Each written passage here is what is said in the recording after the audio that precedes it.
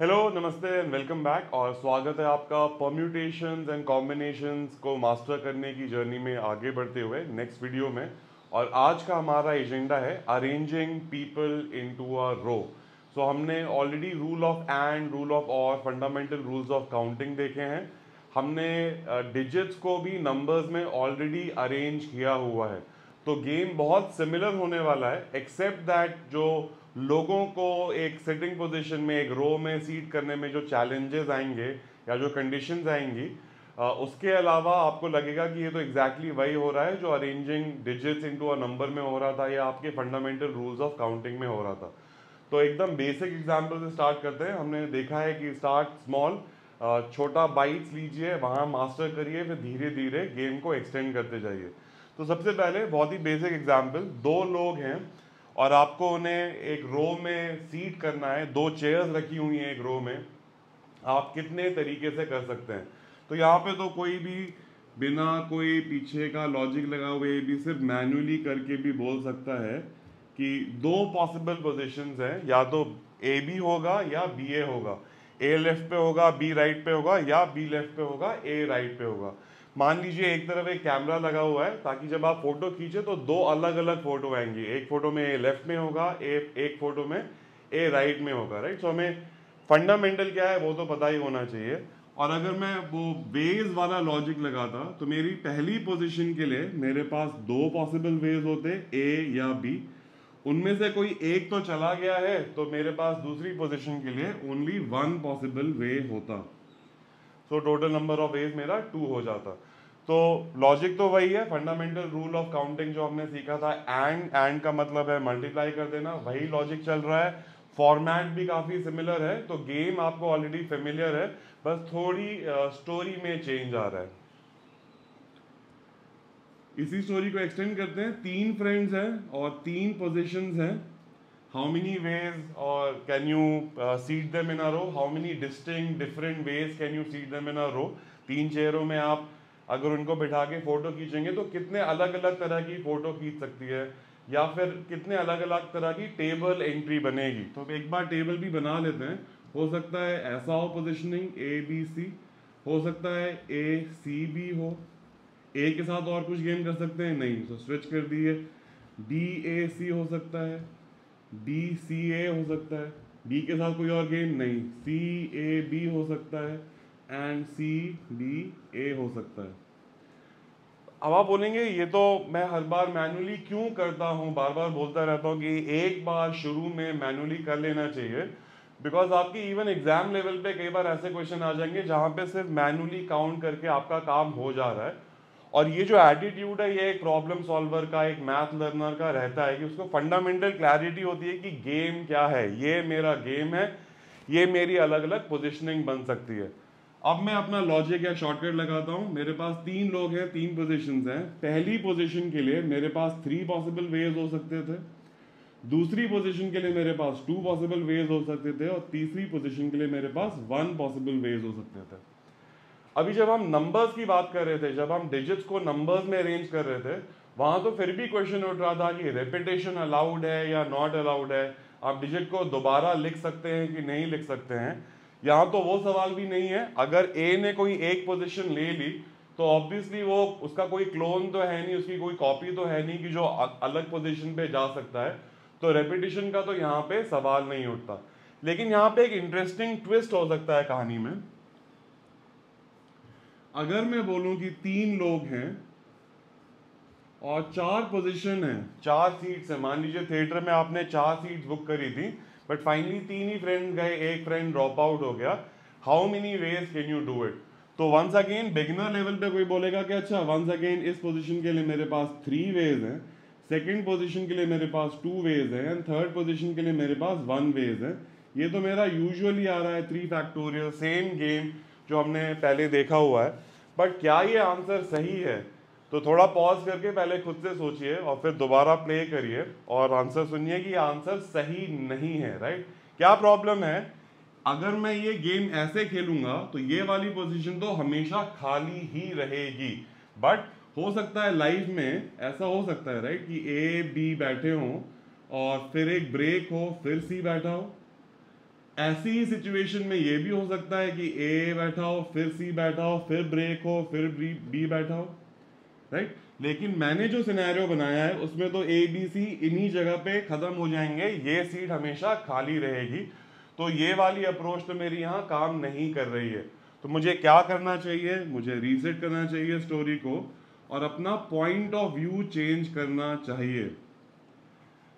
4 positions है मेरे पास और मेरे पास लोग लिमिटेड है इस बार, the number of people is limited. तो मैं लोगों से स्टार्ट करता हूँ कि ठीक है, ए को भी बिठाना, मेरे को ए को बिठाना है एंड बी को बिठाना है एंड सी को बिठाना है।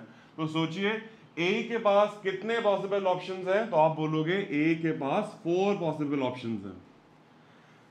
ए कोई तो एक पोजीशन ले लेगा, मुझे नहीं पता है कहां पे जाएगा। मान लीजिए एग्जाम्पल के लिए ए ने 3rd पोजीशन ले ली, राइट। ए के पास 4 ऑप्शन थे, उसमें से उसने एक चूज कर लिया।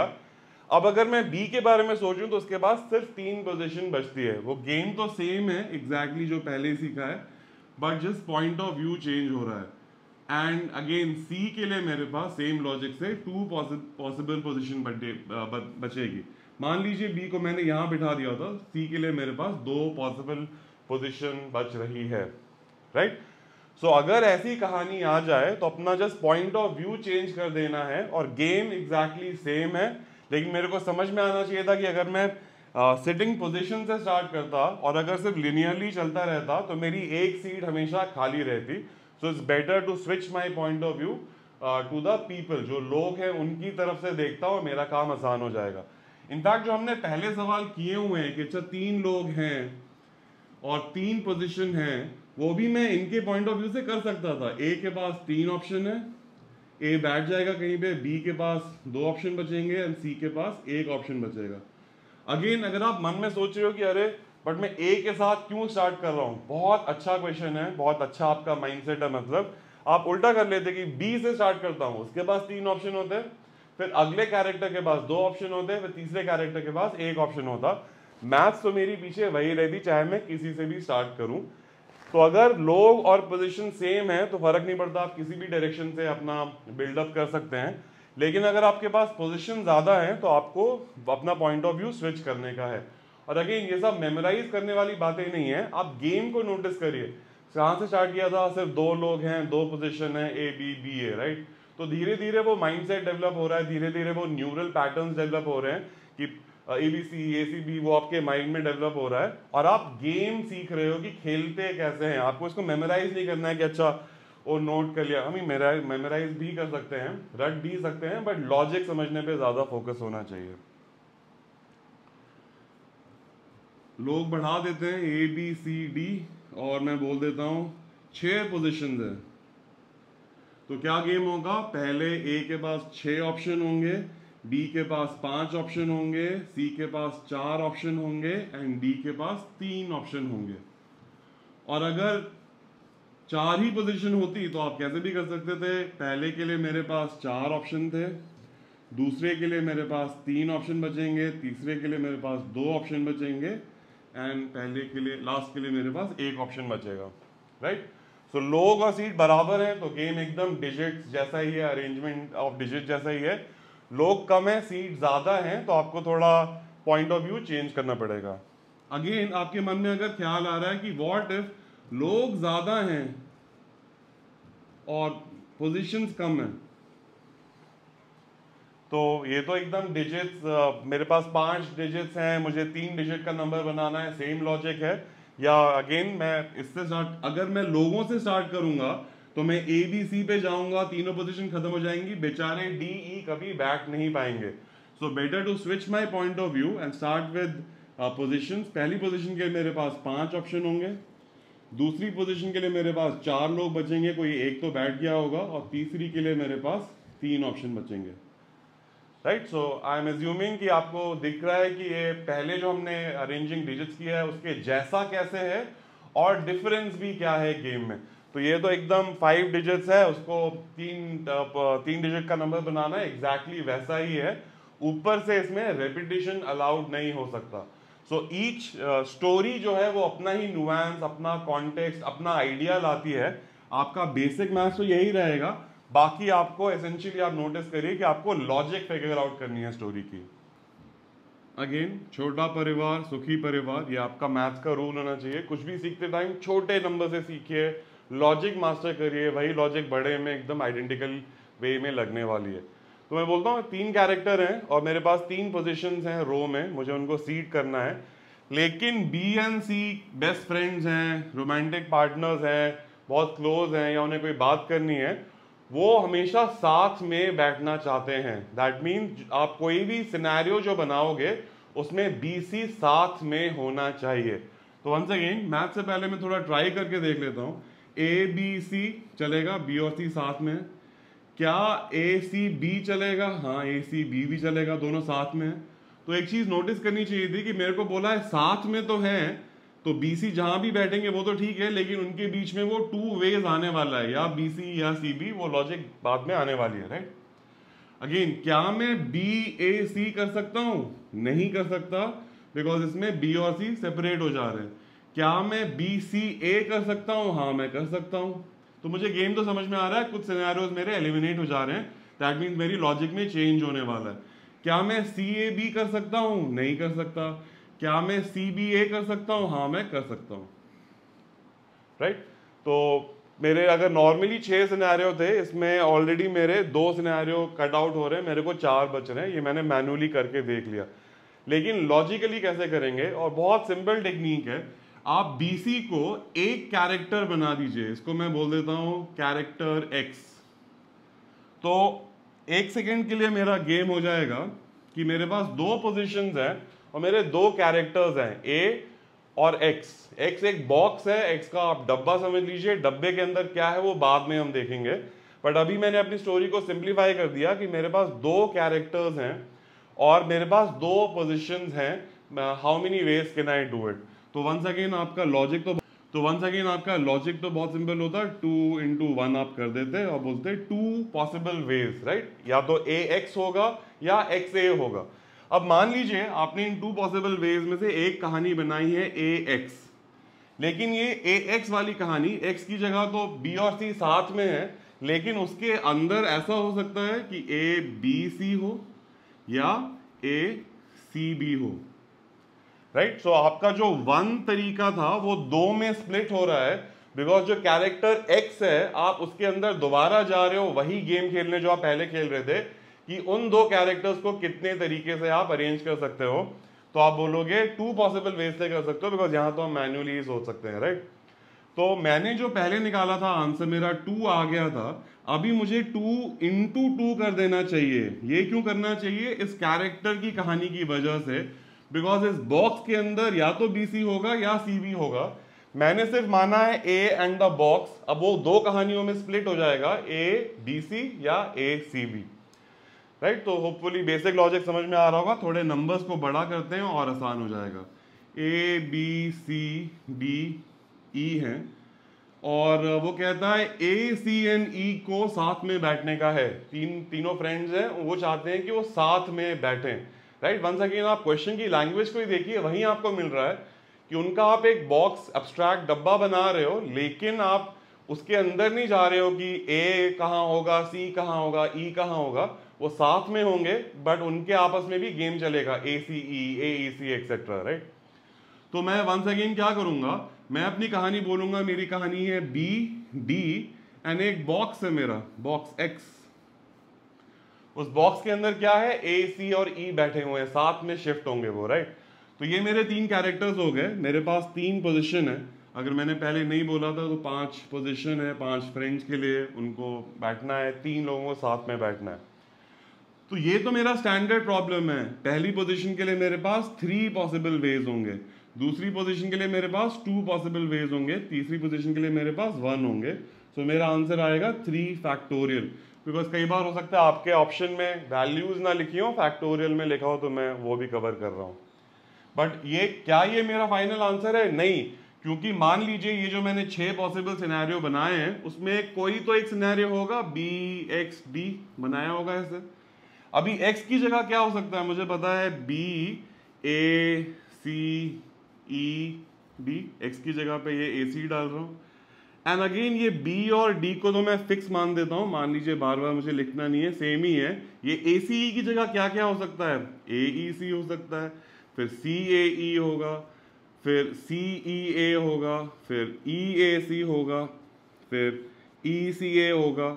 अगेन रिमेंबर, मास्टर करने के बाद ये टॉपिक आपको ये टेबल शायद बनाने की जरूरत ना पड़े, लेकिन शुरू में तो बहुत हाईली रिकमेंडेड है, ताकि आपको एग्जैक्टली दिख रहा हो कि जो भी मैं स्टेप ले रहा हूं, तो ये करने के मतलब मेरी अलग प्रॉब्लम बन गई। मेरे 3 फ्रेंड्स हैं ए सी ई, वो 3 पोजीशंस हैं, कितने तरीके से कर सकते हो अब तक तो याद होना चाहिए, इसको भी 3 फैक्टोरियल तरीके से कर सकते हो।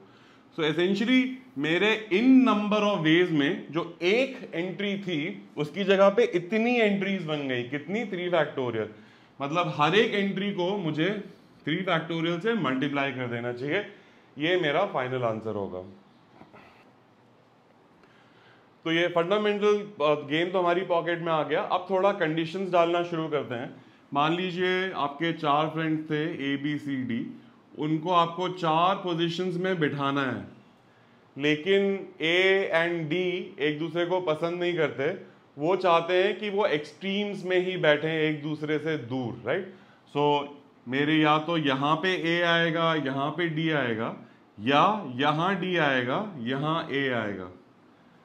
ये कहानी तो आसान है। इसके अलावा क्या होने वाला है, बाकी जो 2 लोग बचे हैं उनके लिए तो मेरा गेम स्टैंडर्ड लगेगा 2 into 1 वेज।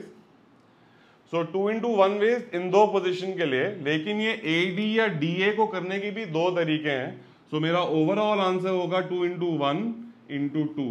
यहाँ मैं 2 भी लिख सकता था, बट मैं लॉजिक पूरी रखना चाहता हूँ कि गेम क्या है, राइट। तो ये सबसे पॉसिबली द इजीएस्ट कंडीशन है लोगों को अरेंज करने में, कि 2 लोग जो हैं वो एक्सट्रीम कॉर्नर्स पे बैठना चाहते हैं। ठीक है, आप स्टोरी को फॉलो करिए, आप स्टेप बाय स्टेप जाइए। वो बोल रहे हैं एक्सट्रीम कॉर्नर, ठीक है, एक्सट्रीम कॉर्नर में करने के कितने तरीके हैं, 2 तरीके हैं। तो मान लीजिए कि अगर आपने ए एंड डी बिठा दिया होता, फिर क्या होता, बीच में या तो बी सी होता या सी ए होता। तो आप अगर ऐसे स्टार्ट करते कि अच्छा ये ए या डी करने के 2 तरीके हैं, एंड अगर ए या डी कर दिया 2 तरीके, तो ये तो 1 वे ही होता, बिकॉज अगर ए यहाँ है तो डी वहां होगा, डी यहाँ है तो ए वहां होगा। तो आप स्टार्ट करते कि अच्छा इसको करने के 2 तरीके हैं, लेकिन जो हर एक तरीका है वो 2 में फर्दर स्प्लिट होने वाला है, बिकॉज बीच में बीसी हैं, वो अरेंज करने के भी 2 तरीके होंगे, राइट। सो प्रॉब्लम जो आ रही है वो सीक्वेंस में आ रही है, लेकिन वही बेसिक गेम रिपीट हो रहा है बार बार, राइट। थोड़ा इसको एक्सटेंड करते हैं, प्रॉब्लम को बड़ा कर देते हैं बस। A B C D E F,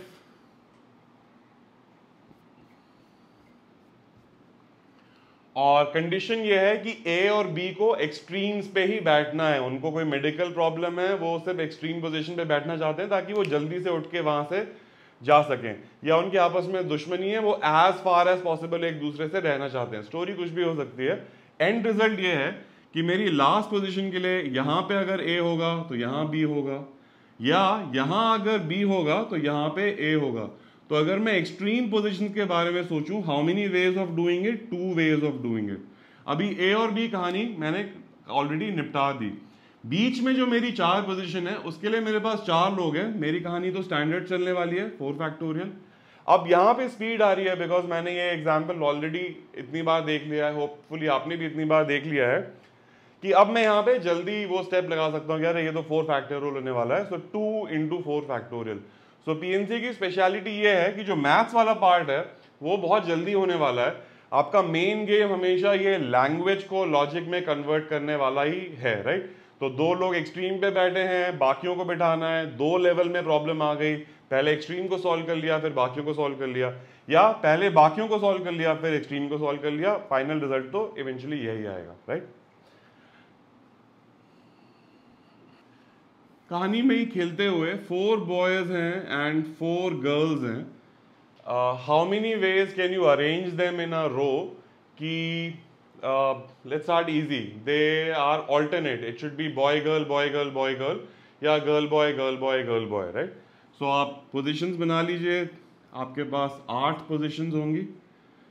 अभी मैंने क्योंकि पहले ही बोल दिया है कि ऑल्टरनेट होने वाला है, तो स्टार्टिंग पॉइंट मेरा बॉय होगा, क्या बॉय होगा, अगर बॉय होगा तो boy girl boy girl boy girl boy girl story चलने वाली है।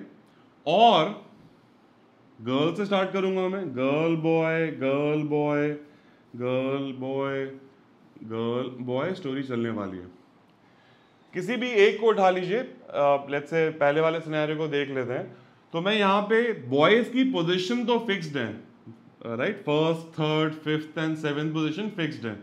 तो मेरी कहानी हो जाएगी, 4 बॉयज हैं, 4 पोजीशंस हैं, कितने तरीके हैं अरेंज करने के, अभी मैं जल्दी जल्दी स्टेप लेने शुरू करूंगा, 4 फैक्टोरियल तरीके हैं।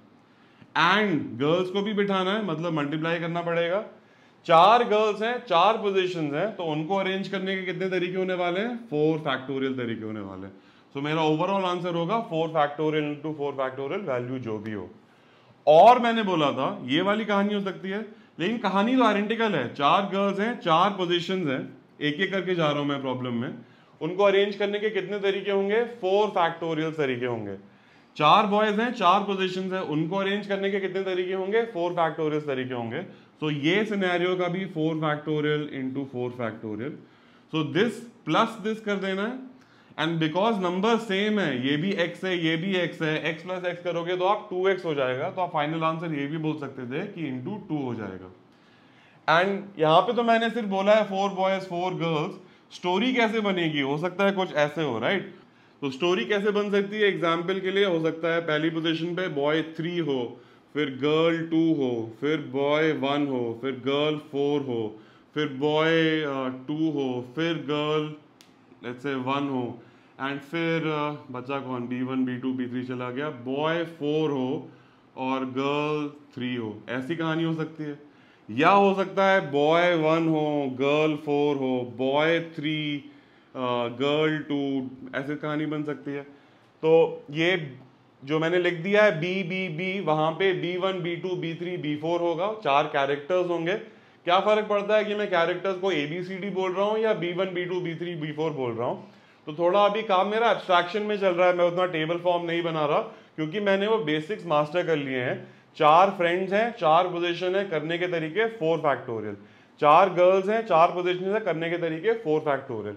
ऑल्सो बिकॉज अभी हम सीखने की कोशिश कर रहे हैं, और यहाँ पे ये जो प्रोडक्ट है ये हमने फर्स्ट वीडियो में सीखा था, 1 वे 2 में स्प्लिट हो जाता था, राइट।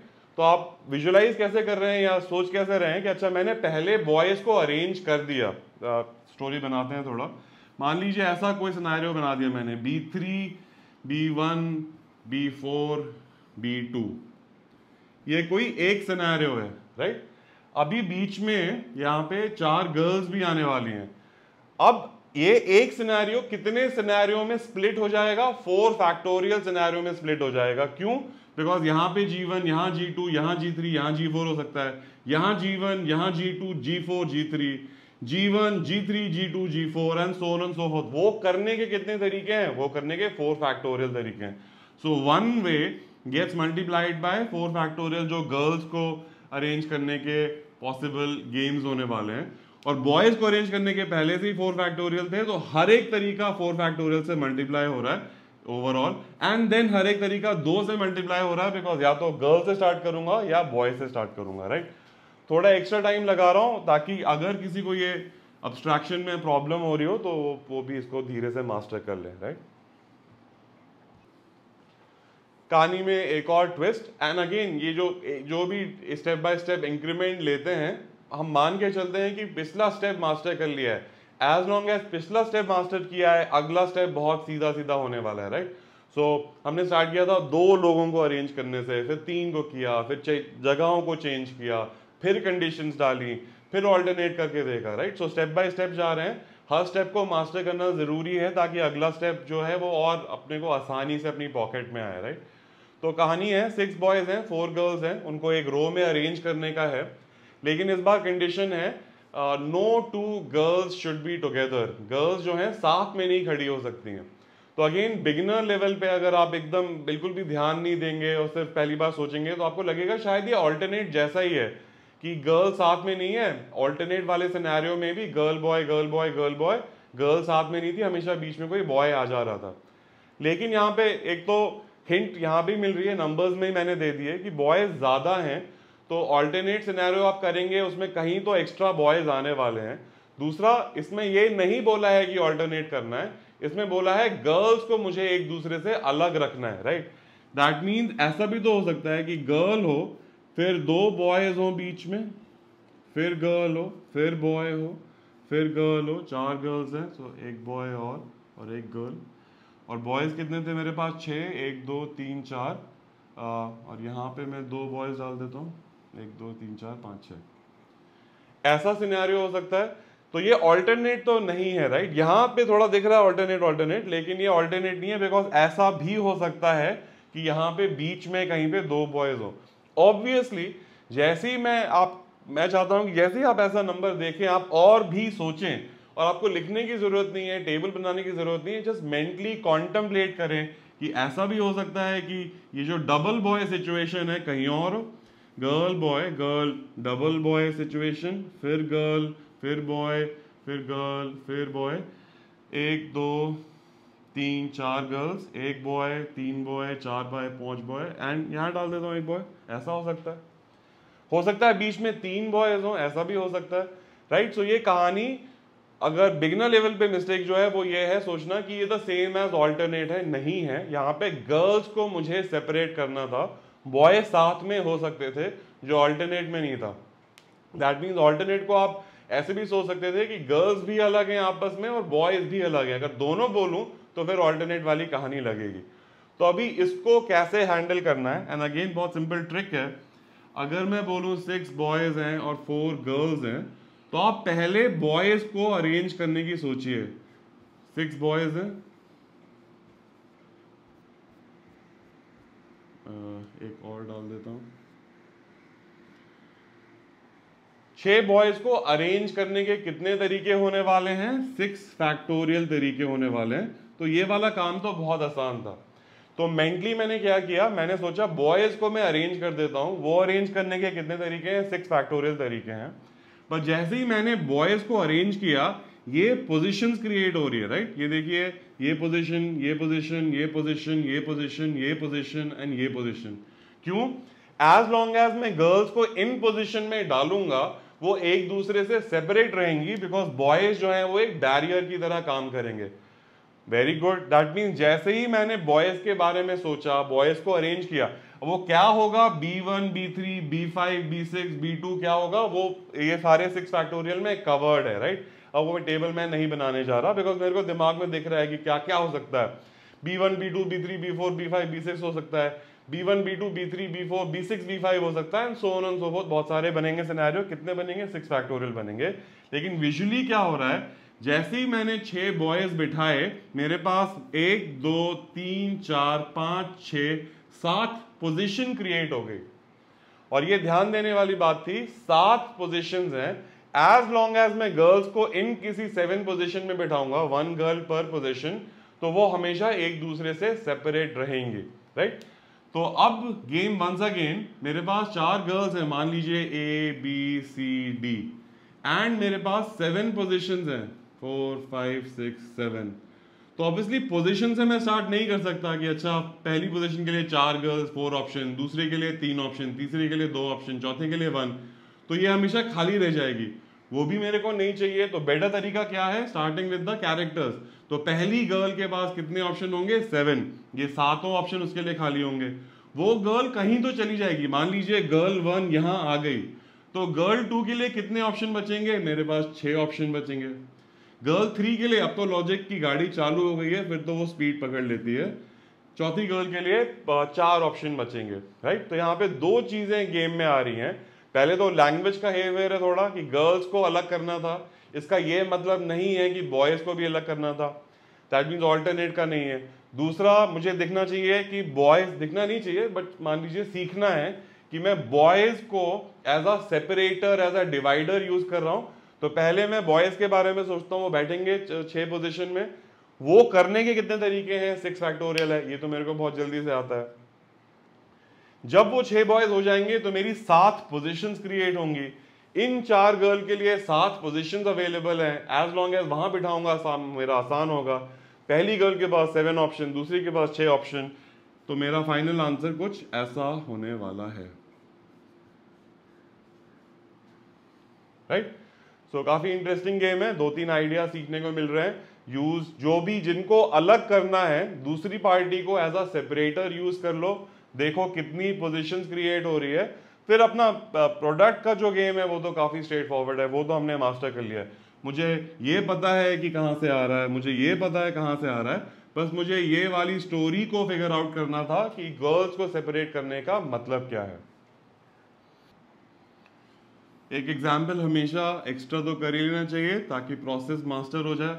मैं बोलता हूँ 4 बॉयज हैं 4 गर्ल्स हैं, no 2 girls should be together. और इस बार वो हिंट नहीं है, यहाँ तो नंबर भी बराबर है, लेकिन लैंग्वेज पे फिर ध्यान देना था, no 2 girls should be together. तो मैं गेम क्या करूंगा, पहले तो मैं 4 बॉयज को पोजीशन में बिठा दूंगा, बॉयज बॉयज बॉयज बॉयज। ये 4 बॉयज भी डिस्टिंक्ट हैं, तो उनको करने के कितने तरीके होने वाले हैं, 4 फैक्टोरियल तरीके होने वाले हैं। ये स्टेप मैंने क्योंकि पहले स्टेप मास्टर कर लिया है तो ये जल्दी डिलीवर हो रहा है। और विजुअली देखना चाहिए कि जब मैंने बोला 4 बॉयज हैं तो गर्ल्स के लिए पोजीशंस कितनी क्रिएट हो रही हैं, 1 2 3 4 5। तो 4 गर्ल्स हैं, 5 पोजीशन है। पहली गर्ल के पास कितने ऑप्शन होंगे, 5 ऑप्शन होंगे, राइट। बिकॉज अगर फैक्टोरियल होता तो आप सीधे बोलते 4 फैक्टोरियल होता, बिकॉज 4 गर्ल्स थी, 4 पोजीशन थी। तो पहली गर्ल के लिए 5 ऑप्शन, दूसरी गर्ल के लिए 4 ऑप्शन, तीसरी के लिए 3 और चौथी के लिए 2। ये आपका फाइनल आंसर होगा। और अगेन थोड़ा विजुलाइज कर लेते हैं। मान लीजिए गर्ल 1 यहां बिठा दी मैंने, और गर्ल 3 यहां बिठा दी, गर्ल 2 यहां बिठा दी, एंड गर्ल 4 यहां बिठा दी। तो अब इस पोजीशन का क्या होगा, ये इमेजिनरी पोजीशन है, आपने चेयर रखी है, हटा दीजिए इसको और सबको साथ में कंप्रेस कर दीजिए। आप फोटो खींच रहे होंगे, बिकॉज हम वही कह रहे हैं ना कि हमने कितनी अलग अलग फोटो खींच सकते हैं। तो आप अपने इंटर्न को बोलिए कि अरे वो चेयर हटा दो, तो सब लोग पास में आ जाएंगे। ये एक चेयर खाली नहीं होती, जो भी चेयर खाली होती उसको मैं हटा देता अपनी कहानी में से, और मेरा काम बैक टू नॉर्मल हो जाता। तो अगर मैं इस कहानी में से ये पोजीशन हटा दूं तो मेरी क्या है, girl 1 2 boys, girl 3 boy, girl 2 boy, girl 4। And again ये मैंने यहाँ पे सिर्फ बी लिखा हुआ है, लेकिन वो B1 B2 B3 B4 होगा, या B1 B3 B4 B2 होगा, and so on and so fourth, right. So I hope second example के साथ तो मास्टरी भी आ गई होगी कि अगर मैं बोल रहा हूं कि गर्ल्स के कैरेक्टर्स को आपस से दूर रखना था, they can not be together. तो एक तो सेम नहीं है, ऑल्टरनेट जैसा जो दिख रहा है यहाँ पे, बिकॉज बीच में 2 बॉयज, यहाँ पे 2 बॉयज दिख रहे हैं जो ऑल्टरनेट में नहीं हो रहा था। और दूसरा, बॉयज को as a position separator use करना है, इमेजिनरी पोजीशंस क्रिएट होंगी, उन पोजीशन के हिसाब से अपना गेम खेल देना है। तो ये काफी स्ट्रेट फॉरवर्ड।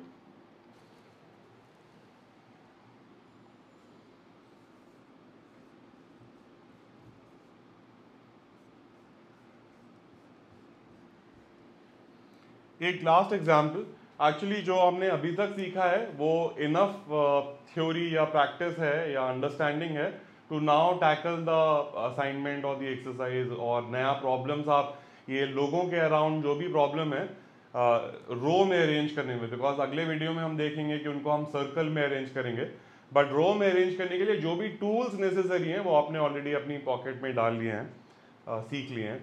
और अब एक लास्ट एग्जांपल वीडियो एंड करने के लिए, मैं बोलता हूँ आपके पास 8 कार्स हैं और आपके पास 8 पार्किंग स्लॉट्स हैं। How many ways can these 8 cars be arrange in these 8 parking slots such that there are 4 cars between 2 specific cars. तो फिर से थोड़ा पॉज करके रिवाइंड करके वीडियो जो क्वेश्चन का लैंग्वेज है वो देख लीजिए। 8 कार्स हैं, 8 स्लॉट्स हैं, वो पार्ट तो आसान है, डिफिकल्ट पार्ट है, स्टोरी पे ध्यान दीजिए। such that there are 4 cars between 2 specific cars। तो यहाँ पे पहले लैंग्वेज को ही अपने को डिकोड करना पड़ेगा। 8 कार्स हैं, और तो मैं नाम दे देता हूँ ABCDEFGH,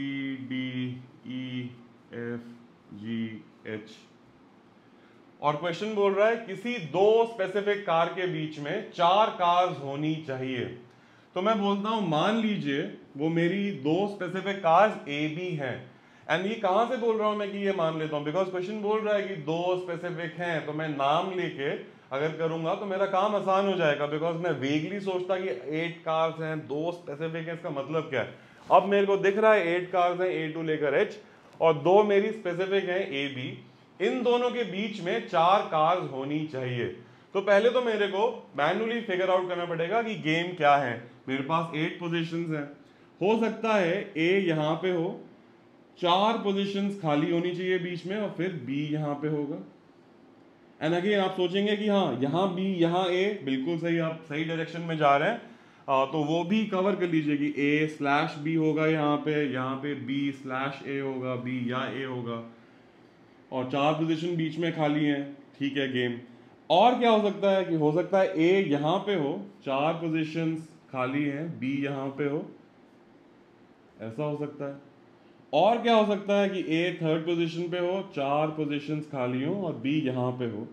वाओ, जैसे ही मैंने ये थोड़ा सा ड्रॉ आउट किया मेरे को सिनेरियोज दिखने लग गए।